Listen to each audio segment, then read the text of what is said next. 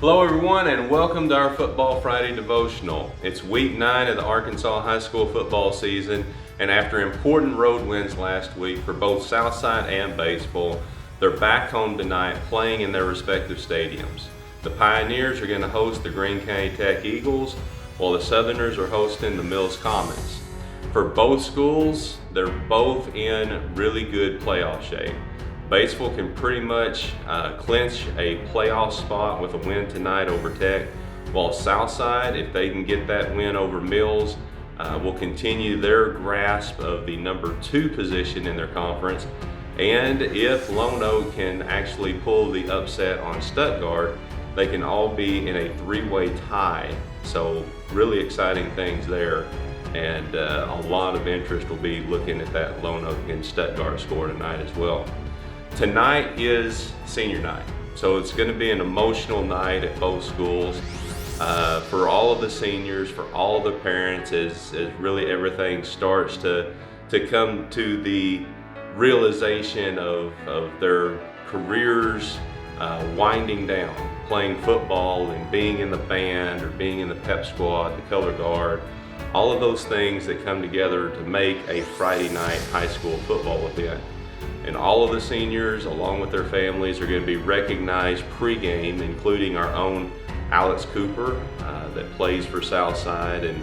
And we just want to say congratulations to all the seniors. Thank you for all that you've done, and just congratulations on what you've achieved and what you're going to achieve moving forward as this season wraps up. So this week I thought we would take a look at being an overcomer. Now, this isn't a new subject, but it is an important subject. And it's important not just from the standpoint of going out there and competing in athletics, but it's really important and pliable to our Christian walk in faith.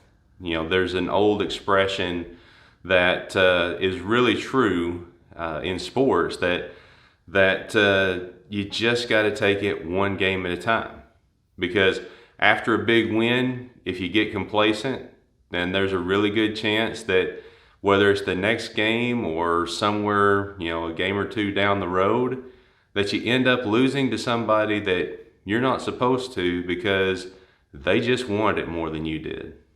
But on the other hand, after a tough loss, you got to be able to let that go. That there's a fine line where you've got to keep that hunger, but yet you got to be able to learn to let go. And it's really important, because if you don't learn to let go, what ends up happening is you can end up letting that team that you lost to beat you twice. So my senior year, it almost happened to us. It was a really tough week for us. But we got into week 9 of the regular season. We were playing Newport. And for those of you that, whether you know this or not, Newport used to be the biggest rival of Batesville. And for 3 years, my class had been told that, you guys are going to be the class that finally ends this ridiculously long losing streak that we had to them. And we went into the game, we felt good about things, we had a really good year, and we just lost a really tough, heartbreaking game. And what really made it tough was the feeling of letting, not just ourselves down or our coaches down, but the feeling that we let the entire community down as well. And it was a really difficult weekend, and it led to a really tough week. The thing was, we had to go play another rival in Searcy. Searcy was a team that we hadn't beat during our time as high school players. At least on the Friday night level, we had beat them in B games, we had beat them in junior high, but we didn't have that win in high school. And so we still wanted and needed that, but boy, that Newport loss, it just stung.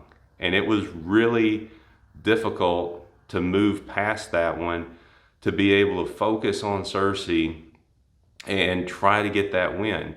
But when Friday night came, when that ball was kicked off, it was a crazy first quarter. And really the first three possessions of the game for both Cersei and for us, it was 21-21.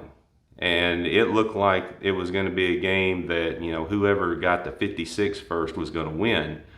But then things settled down and it got choppy a little bit.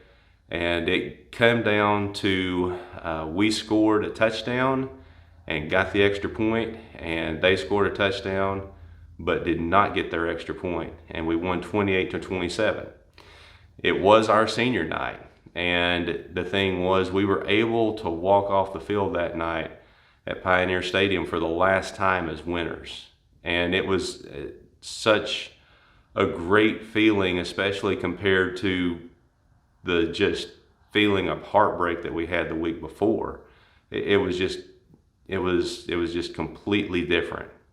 But the thing was, if we hadn't have been able to got past that loss to Newport the week before, then we wouldn't have been able to beat Cersei, and then we would have really felt bad, and just it just wouldn't have been good, because we knew we were going to be in the playoffs. It was just a matter of what position we were going to be in, and so we certainly didn't want to go into the playoffs on a 2-game losing streak, but we got the win and we were able to put it behind us, and it felt great.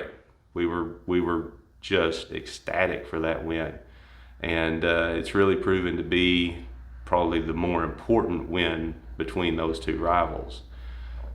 Moving forward, the Apostle Paul, he really understood the importance of what it meant to be an overcomer, probably more than anyone else in the Bible.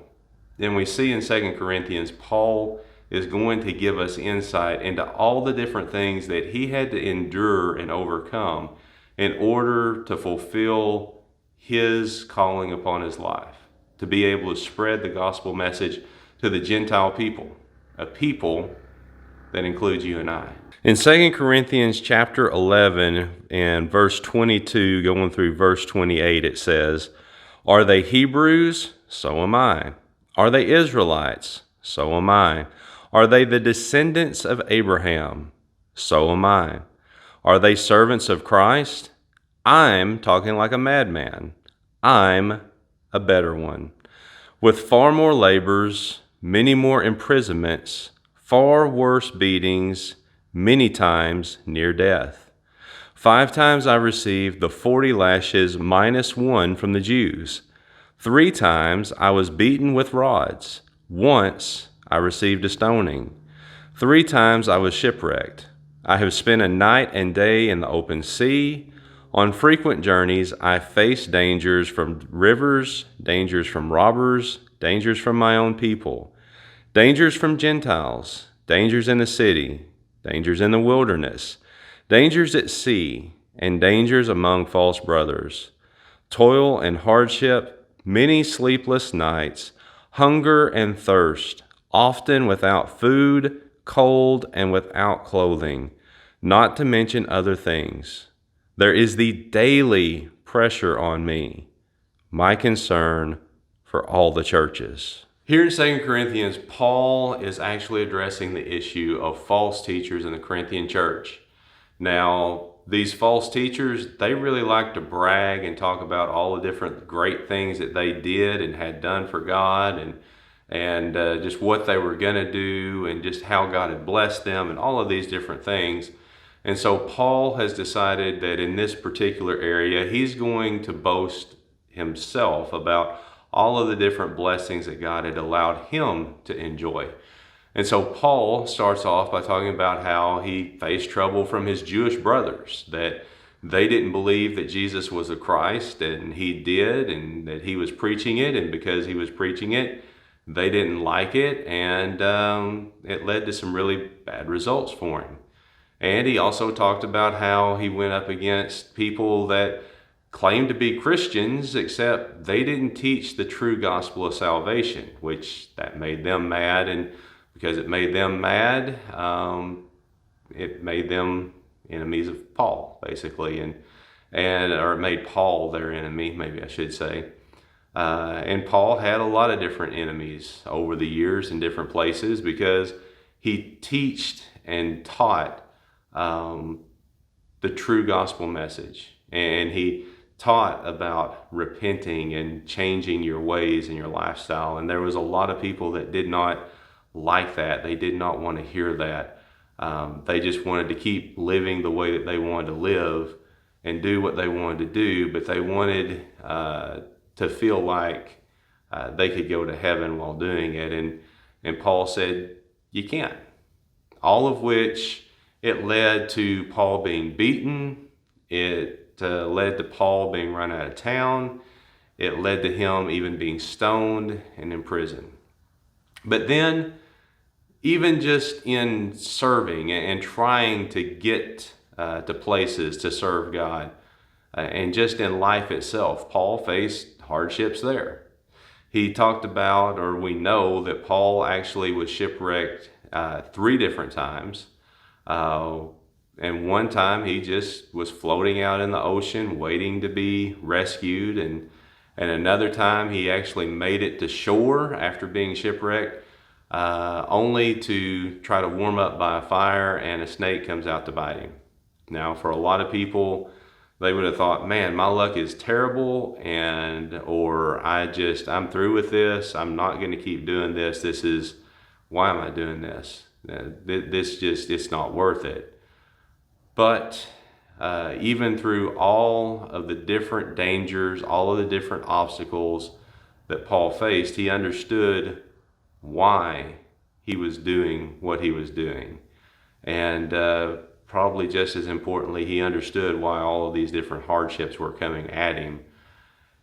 Because Paul understood and he felt his biggest burden for the church and for the new converts, and for being able to spread the gospel to people that had not heard and that would hear, that would be receptive, and that would change their lives, that they would come to know Christ because of it. Paul understood God's calling for his life, and he tried, he strived to make sure that he lived it out the best that he could every day. Paul very much was the living personification of really the old expression of whatever doesn't kill you makes you stronger, because his life was far from a day at the beach. In Philippians chapter 4, Paul gives us a key as to how we too can be overcomers. It says, I don't say this out of need, for I have learned to be content in whatever circumstances I find myself. I know how to make do with little, and I know how to make do with a lot. In any and all circumstances, I have learned the secret of being content, whether well-fed or hungry, whether in abundance or in need. I am able to do all things through him who strengthens me. Paul's key for us was to keep our focus on living for Jesus. He understood that when we take our eyes off of God and start chasing after the things of this world, that's when we struggle with the same kinds of issues that the world struggles with. However, when we keep a heavenly mindset that I'm going to follow Christ no matter what, then we don't have to deal with the same kind of stresses, the same kind of anxieties, or the same kind of problems that the world does. We know, but more importantly, we trust that God is in control and is going to work everything out in our lives. Even when we don't understand, we know that he does. When we look to him first, there's no need for us to look anywhere else. Christ is there for you, and the Holy Spirit is going to strengthen you to the point of being able to face whatever comes at you in life.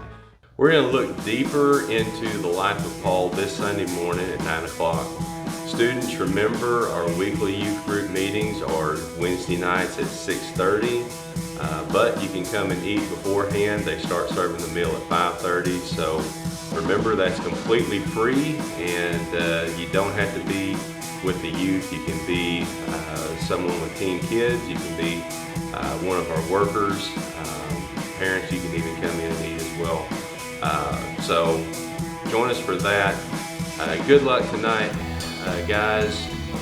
I hope that all of the seniors can walk off of their home fields tonight, whether it be at Stewart Field or Pioneer Stadium with that winning feeling for their senior night, possibly their last home game, though depending on how the brackets shape up, who knows, maybe you get another game or two. So, but good luck with that, and we will see you guys 9 o'clock Sunday morning.